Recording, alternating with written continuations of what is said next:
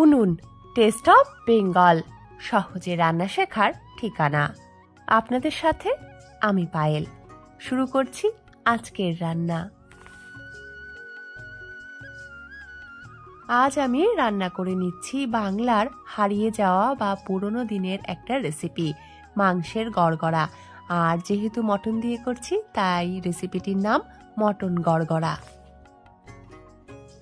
কড়াইতে আমি half cup সর্ষের তেল গরম করে মাঝারি সাইজের 8টা পেঁয়াজ এইভাবে পাতলা করে কেটে ভেজে নিচ্ছি, ঠিক পেঁয়াজ বেরেস্তার মতন। বেরেস্তা ভাজার সময় লবণের ব্যবহার করা না হলেও এখন আমি লবণ দিচ্ছি, কারণ পেঁয়াজ কুচি বা পেঁয়াজ বেরেস্তা নরম হলেও অসুবিধে নেই। অন্যদিকে 1 কেজি মটন ভালো করে ধুয়ে জল ঝরিয়ে নিয়েছি এবং এখানে ম্যারিনেট করে রাখছি প্রায় আধ ঘন্টা। আর একটু বেশি রাখতে পারলে সেটা আরও ভালো হয়। একটা টমেটো প্রথমেই পেস্ট করে নিয়েছি, তারপর এইখানে 25 গ্রাম মতন আদা, 2টো রসুনের পেস্ট করে নিয়েছি, সাথে দিয়েছি বেশ কয়েকটা কাঁচা লঙ্কা, দিয়ে দিয়েছি নুন, হলুদ, 1 টেবিল চামচ কাশ্মীরি লঙ্কার গুঁড়ো, আর তার সাথে জিরে গুঁড়ো, ধনে গুঁড়ো এবং আরও হাফ কাপ সর্ষের তেল। এবারে এই মাংসটার সাথে এই মশলাগুলো খুব ভালো করে আমি মাখিয়ে রেখে দিলাম। তারপর এখানে এলাচ, লবঙ্গ এবং দারুচিনি অল্প একটু থেতো করে রাখছি। এই গোটা গরম মশলাগুলো বেশি থেতো হলে কিন্তু ভালো লাগবে না, কারণ খাওয়ার সময় মুখে পড়বে এবং অস্বস্তি হবে। এদিকে পেঁয়াজ বেরেস্তা একেবারে লালচে রঙের হয়ে গেছে, তাই আমি সেটা তেল থেকে তুলে রাখছি। তারপর ফোড়ন দিচ্ছি আমি শুকনো লঙ্কা, তেজপাতা এবং থেতো করে রাখা গোটা গরম মশলা। ফোড়ন থেকে দারুণ সুন্দর একটা গন্ধ বেরিয়েছে। এবারে আমি দিয়েছি হাফ চা চামচ চিনি আর 1 চিমটি হলুদ। এভাবে তেলের মধ্যে চিনি এবং হলুদ একসঙ্গে দিলে রান্নার রং খুব ভালো হয়। আর এই চিনির ব্যবহার করাই হয়েছে রান্নার রঙের জন্য, মিষ্টির জন্য নয়। আজকের এই মাংসের গড়গড়া পদটার একটা বিশেষত্বই হচ্ছে রান্নার রং। এই রান্নার রং হবে একেবারে কালচে লাল এবং তেলতেলে। ম্যারিনেট করে রাখা মাংস আঁচ কমিয়ে ঢাকা দিয়ে কষিয়ে নেব প্রায় আধ ঘন্টা। আর তারপর অন্যদিকে একটা মিক্সির গ্রাইন্ডারে ভেজে রাখা পেঁয়াজের সাথে 10 গ্রাম কিশমিশ, অর্ধেক জয়িত্রী আর একটা জায়ফলের 4 ভাগের 1 ভাগ অল্প একটু জল দিয়ে আমি পেস্ট বানিয়ে নেব। মাংসের গড়গড়া রান্নার এটাই হচ্ছে মূল মশলা বা মূল উপাদান, তাই এটা কিন্তু অবশ্যই বানিয়ে নিতে হবে। প্রায় 30 থেকে 35 মিনিট মতন মাংস কষানো হয়ে গেছে। আমি একটা আস্ত রসুন দিয়েছি, এটা একেবারে অপশনাল। আর এবারে আমি দিয়ে দেব পেঁয়াজের সাথে অন্য যে মশলাগুলোর পেস্ট বানালাম সেই পেস্টটি। আর এই মশলার সাথে মাংস কষিয়ে নিচ্ছি আরও 10 থেকে 12 মিনিট, অর্থাৎ সব মিলে মাংস কষিয়ে নেব 40 থেকে 45 মিনিট। কেউ বলেন এই রান্নায় তেল তেলে ভাব বেশি থাকায়, অর্থাৎ বাটি থেকে মাংস ভাতের সাথে বা পোলাওয়ের সাথে যখন খাওয়া হয় ঢেলে, তখন মনে হয় তেল গড়িয়ে গড়িয়ে পড়ছে, তাই এই খাবারটির নাম মাংসের গড়গড়া। আবার কেউ বলেন খাসির মাংস যাতে ভালো করে সেদ্ধ হয় তাই অনেকক্ষণ আগে জাল দেওয়া হতো, কারণ প্রেসার কুকার আগে সবাই ব্যবহার করতেন না এবং সেক্ষেত্রে মাংস যেন গড়গড় করে ফোটানো হতো বা সেদ্ধ করা হতো, তাই এই খাবারটির নাম মাংসের গড়গড়া। আপনারা এই পদটির নাম কেন মাংসের গড়গড়া কি মনে করেন আমাকে অবশ্যই কমেন্ট করে জানাবেন। মাংস নরম তুলতুলে করার জন্য আমি এখানে প্রেসার কুকারে দিলাম, আঁচ কমিয়ে রেখে 2টো হুইসেল দিচ্ছি।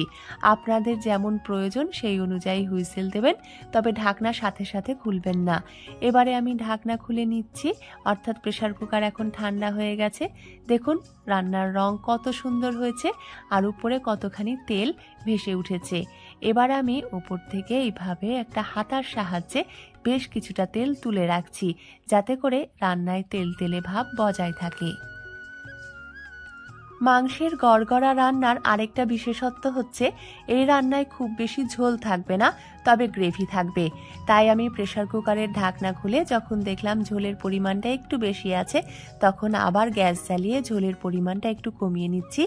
আর তার সাথে দিয়ে দিচ্ছি 1 টেবিল চামচ তরল ঘি এবং হাফ চা চামচ গরম মশলার গুঁড়ো। তাহলেই রেডি হয়ে গেল আজকের মাংসের গড়গড়া। এবারে আমি বাড়ির সবার জন্য গরম ভাতের সাথে পরিবেশন করে নিচ্ছি আজকের আমাদের এই সুন্দর রান্নাটা। ঠিক আছে, হ্যাঁ তোরে তো চল তো দেবো শোনো।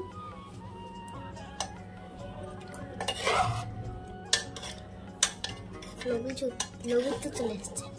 লবি তো পেয়ারোটা দাও, পেয়ারোটা। পেয়ারা? পেয়ারো, পেয়ারো। কই পেয়ানো? আচ্ছা দেখো কোনটা? দেখো, খোঁজো খোঁজো। হাড় করিয়া 3টা হাড়, পাতলা পাতলা। দেখছি।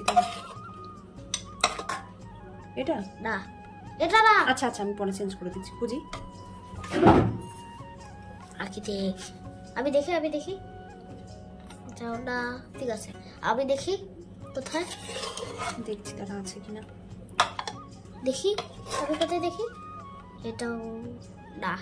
তো করি সে কর। মনে হয় ছোটই একটাই ছিল, ছোট করে ওটাই মনে হয়। ওটাই হলো। দাও দাও, ওটাই দাও, ওটাই দাও। দিয়ে দিয়েছি। কোথায়? ও দিয়ে দিয়েছো? বেটা যায় না। একটু করে ছড়ি দিয়ে দাও। হয়ে গেছে ভরে গেছে।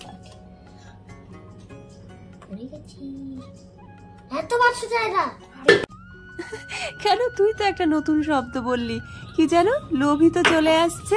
তাহলে এত মাংস চায় না কেন? দিতে একটু খেয়ে দেখি। খা, তোর জন্যই তো বেড়েছি।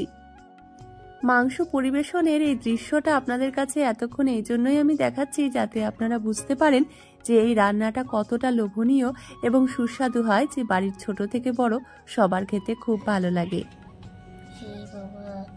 এত মাংস কেন দিয়েছে দিদি? যা পারবি খা। ঠিক আছে,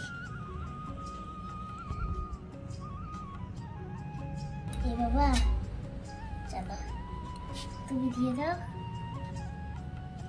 আর এই মাংসটা দিয়ে দাও। চলো সরিয়ে রাখি। একটা পাঠিয়ে খাই করো, একটু ছাড়িয়ে দাও তো দিদি। আচ্ছা,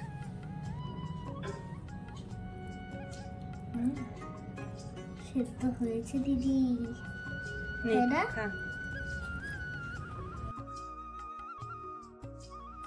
আজ আমরা গরম ভাতের সাথে মাংসের গড়গড়া খেলাম। তবে এই মাংসের গড়গড়া সবচেয়ে ভালো লাগে পোলাও কিংবা নান বা রুটির সাথে। আপনারা এতক্ষণ দেখছিলেন উনুন টেস্ট অফ বেঙ্গল। আজ এ পর্যন্তই, ধন্যবাদ।